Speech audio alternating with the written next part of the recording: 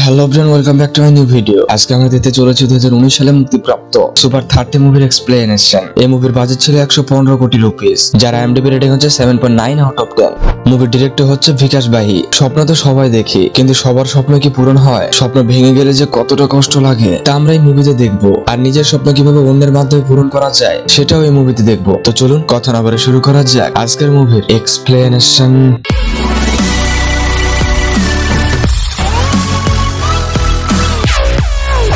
Movie শুরুতে ফুগ্গা কুমার নামের একজনকে দেখি। ফুগ্গা লন্ডন থেকে ইঞ্জিনিয়ারিং পড়া শেষ করে। যখন তাকে কিছু বলতে দেওয়া হয় তখন ফুগ্গা বলে, ইন্ডিয়ার ছোট্ট একটা গ্রামের গরিব ঘরের সন্তান আমি যে কখনো এখানে এসে ইঞ্জিনিয়ারিং পড়তে পারবো তা কখনোই ভাবিনি। আমার এখানে আসার পেছনে একজনের অবদান অনেক বেশি। মুভি ফ্ল্যাশব্যাকে যায়। সালটা 1996। বিহারের পাটনায় ম্যাথমেটিক্সে গোল্ড মেডেল দেওয়া হয় আনন্দ কুমার নামের একজনকে। মেডেল তুলে দেয় শিক্ষামন্ত্রী। শিক্ষামন্ত্রী সবার উদ্দেশ্যে ভাষণ দেয়। শিক্ষামন্ত্রী বলে, পড়াশোনা করে দেশের জন্য কাজ করতে হবে। শিক্ষামন্ত্রী আনন্দ কুমারকে বলে, কখনো টাকার প্রয়োজন হলে আমায় জানাবে। এরপর আনন্দ নাচের ক্লাসে আসে। এই ক্লাসে সুপ্রিয়া নামের একজনের সাথে আনন্দের প্রেম আছে। সুপ্রিয়া বলে, তোমার আর কি কি করার ইচ্ছা আছে? আনন্দ বলে, ক্যামব্রিজ বিশ্ববিদ্যালয় থেকে ম্যাথমেটিক্সে PhD করার ইচ্ছা আছে। সেখানে তারা আরো অনেক কথা বলে। এরপর আনন্দ ট্রেনে করে সোজা একটা লাইব্রেরিতে আসে। আসলে আনন্দের পরিবারের অবস্থা খুব একটা ভালো না, তাই আনন্দ এখানে এসে ম্যাথ করে। একটু পরে একজন বলে, তুমি কি এখানকার কেউ? লোকটি আনন্দের থেকে বইটি কেড়ে নেয় এবং আনন্দকে এই লাইব্রেরি থেকে বের করে দেয়। তখনই এক কর্মী বলে, তুমি যদি এই বইটি ফ্রিতে পড়তে চাও তাহলে এই বইয়ের একটা ম্যাথ সলিউশন করে ইংল্যান্ডে পাঠাও। এরপর আনন্দ সেই কর্মীটির কথাই মনে করতে থাকে। তারপর আনন্দ ম্যাথ সলিউশন করার চেষ্টা করে।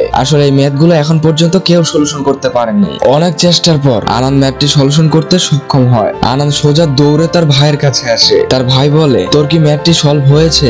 আনন্দ বলে, হয়েছে, এবং আনন্দ তার ভাইয়ের থেকে টাকা নেয় এই ম্যাথ ইংল্যান্ডে পাঠানোর জন্য। পরবর্তীতে আনন্দ পোস্ট অফিসে আসে। এখানে আনন্দের বাবা হচ্ছে পোস্টমাস্টার। আনন্দ তার বাবার হাতে চিঠিটি তুলে দেয়। আনন্দের বাবা ছেলের চিঠি পাঠানোর জন্য দেয়। সেখানে এক লোক বলে, আপনার ছেলেকে এখানেই কাজে দেন, রাজার ছেলে রাজাই হয়। এই শুনে আনন্দের বাবা বলে, রাজার ছেলে রাজা হয় এটা এখন হয় না, রাজা তো সেই হয় যে রাজা হওয়ার যোগ্য।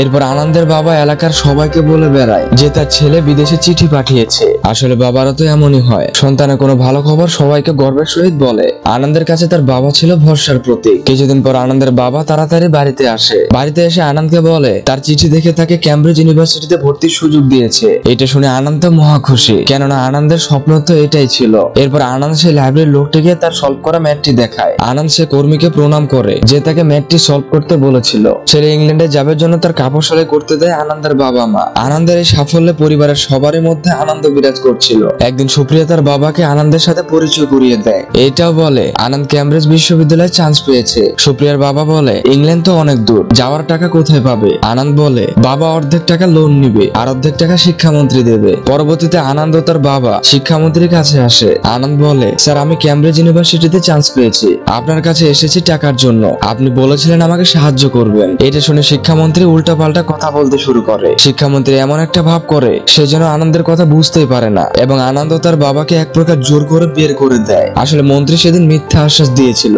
এদের মতো মন্ত্রীদের জন্য কত ছেলে স্বপ্ন যে ভেঙে খান খান হয়ে যায় তার কোনো হিসেবই থাকে না। মন্ত্রীর এই ব্যবহারে আনন্দ খুবই কষ্ট পায়। আনন্দের বাবা বলে, আমি তো আছি, চিন্তা কিসের? পরের দিন থেকে আনন্দের বাবা টাকার জন্য অনেক জায়গায় অনেক চেষ্টা করতে থাকে, কিন্তু টাকা আর ম্যানেজ হয় না। রাতে আনন্দের মা বলে, ইংল্যান্ডে না যেতে পারলে মানুষ কি বাঁচে না? একটু পর আনন্দের বাবা আনন্দের কোলে পড়ে যায়। বাইরে প্রচুর বৃষ্টি হচ্ছে। এই বৃষ্টির মধ্যে দুই ভাই তাদের বাবাকে বাঁচাতে সাইকেল নিয়ে বেরিয়ে পড়ে। আনন্দ তার সর্বোচ্চ দিয়ে সাইকেল চালাচ্ছে, কেননা তার বাবাকে হাসপাতালে নিয়ে যেতে হবে। ঠিক তখনই সাইকেলের চেন ছিঁড়ে যায়। ছেলের সুন্দর ভবিষ্যৎটা এভাবে শেষ হয়ে যাবে সেটাই বাবা সহ্য করতে পারেনি, যে কারণে আনন্দের বাবা স্ট্রোক করে এবং আনন্দের বাবা মারা যায়। পরবর্তীতে আনন্দের জীবনটা পুরো পাল্টে যায়। যে আনন্দের আজ ইংল্যান্ডে থাকার কথা, সেই আনন্দ জীবিকার জন্য পাপড় বিক্রি করছে। একদিন আনন্দ একজনের হাতে পাপড় দেওয়ার সময় তার হাতটি আটকে যাচ্ছিল, কেননা পাপড়ের পেপারটি ছিল ক্যামব্রিজ ইউনিভার্সিটি।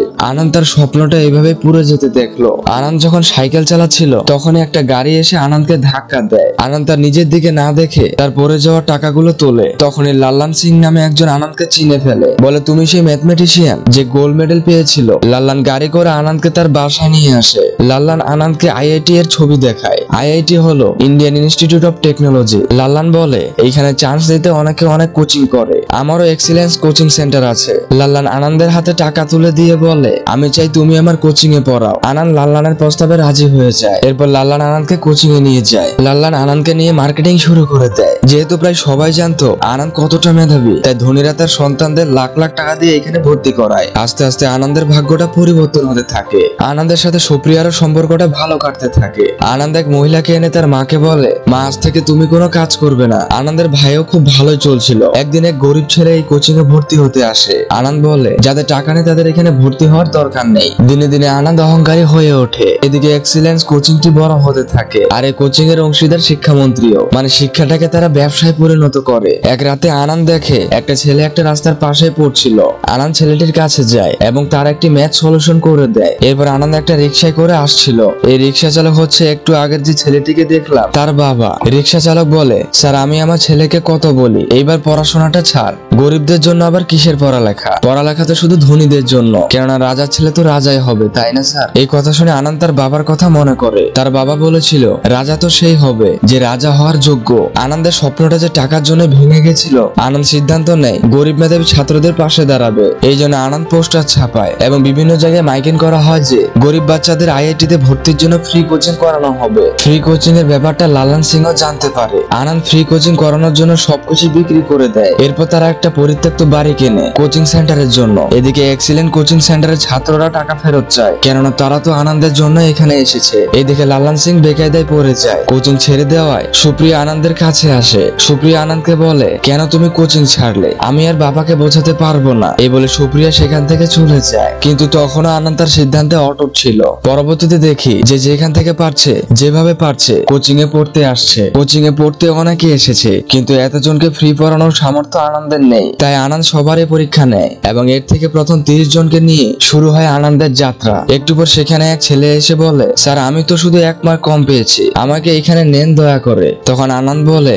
1 মার্কের জন্য লক্ষ লক্ষ শিক্ষার্থীর পিছনে পড়ে যাবে। আনন্দ সেই ছেলেটিকে বলে পরের বার চেষ্টা কইরো। এরপর এক এক করে সবারই পরিচয় নেয় এবং কে কোন বিষয়ে আইআইটিতে পড়তে চায় সেটাও জানতে চায়। একজন বলে আমার নাম ফুগ্গা, হ্যাঁ এই ছেলেকে মুভি শুরুতে দেখেছিলাম। একটু পর সেখানে লাল্লান সিং আসে। লাল্লান বলে তোমার বেতন আমি ডাবল করে দেব, আর এইসব ছেলে মেয়েদের জন্য একটা নরমাল শিক্ষক রেখে দেব।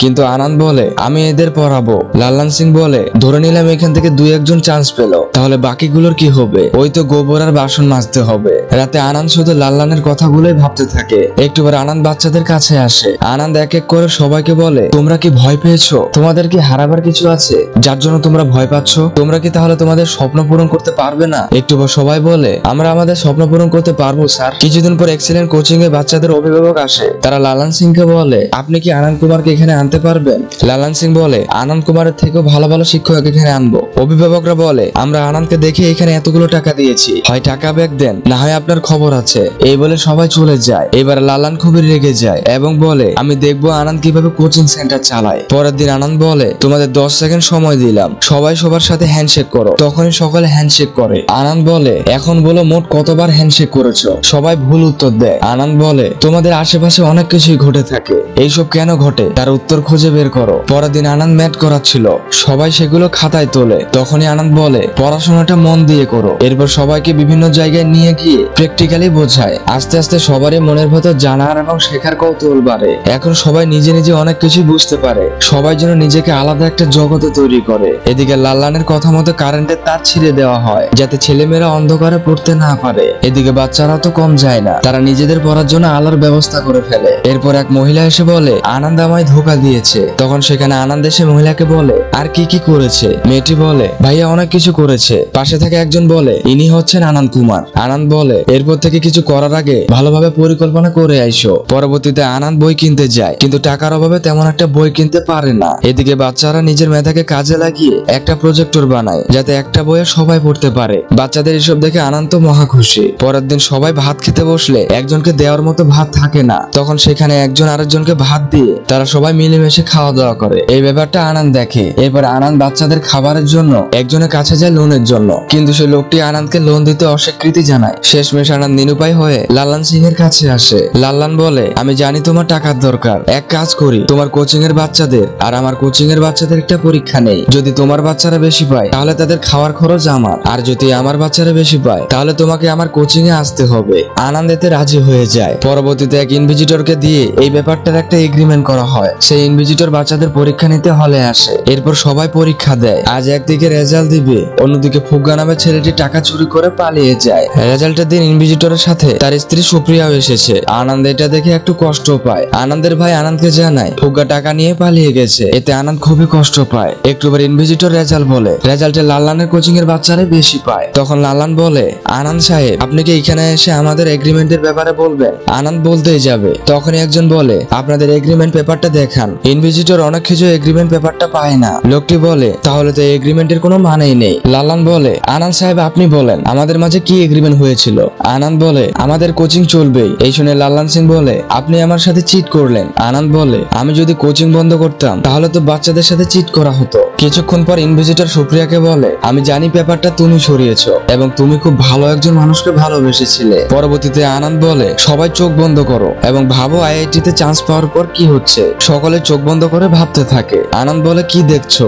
সবাই বলে, অনেক বড় ক্লাস, সবাই কত ভালো ভালো কাপড় পরে এসেছে এবং সকলে খুব ভালো ইংলিশ বলছে, আমরা কিছুই বলতে পারছি না। এই শুনে আনন্দ বলে, কালকে হোলি, তোমাদের সবাইকে 20 মিনিট ধরে ইংলিশে কথা বলতে হবে। কেউ যদি একটাও হিন্দি বলো তাহলে সে কালকেই বাসায় ফেরত যাবে।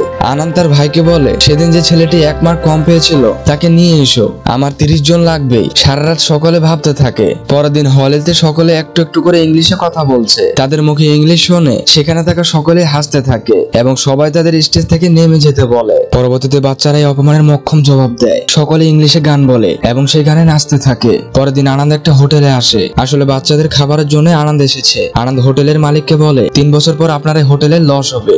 মালিক বলে, এটা কেমনে সম্ভব? আমার হোটেল তো ভালোই চলছে। আনন্দ খাতা কলমে মালিককে ভুলভাল বুঝিয়ে দেয় এবং সেখান থেকে চলে যায়। তখন মালিক বলে, এই লস থেকে বাঁচবো কিভাবে? একটা সমাধান দিন। আনন্দ বলে, দিতে পারি, এর বিনিময়ে 30 জনের 3 মাসের খাবার দিতে হবে। হোটেলের মালিক আনন্দের কথায় রাজি হয়ে যায়। এর ফলে আনন্দের খাবারের সমস্যা দূর হয়। কিছুদিন পর শিক্ষামন্ত্রীর পার্টিতে লাল্লান সিং আসে। শিক্ষামন্ত্রী লাল্লানকে আলাদা রুমে নিয়ে আসে। মন্ত্রী বলে, তোমার জন্য আমার মান সম্মান সব শেষ। আনন্দ কুমারের কোচিং তো ভালোই চলছে, তুমি তাকে থামাতে পারছো না। লাল্লান সিং বলে, স্যার আমি অনেকভাবে থামানোর চেষ্টা করেছি। মন্ত্রী বলে, এইভাবে বাচ্চাদের মতো থামানোর চেষ্টা করলে হবে না। তুমি যদি আনন্দকে থামাতে না পারো তাহলে তোমার খবর আছে। এর কিছুদিন পর সেই এলাকার ছেলেটি একজনকে এনে বলে, লাল্লান তোমাকে মারার জন্য একে ভাড়া করেছে। পেছনে থাকা লোকটি বলে, আমি আপনাকে মারবো না, আপনি সাবধানে থাকবেন। দুদিন পর আনন্দের কাছে 2 জন লোক আসে। তার মধ্যে একজন আনন্দকে গুলি করে। যেহেতু বন্দুকে আর গুলি ছিল না তাই তারা আনন্দকে ট্রেনে মারার চেষ্টা করে। আনন্দ কোনোভাবে নিজেকে বাঁচিয়ে নেয়। তখনই সেখানে আনন্দের ভাই চলে আসে আর আনন্দকে উদ্ধার করে। সেই 2 গুন্ডা লাল্লানকে ব্যাপারটা জানায়।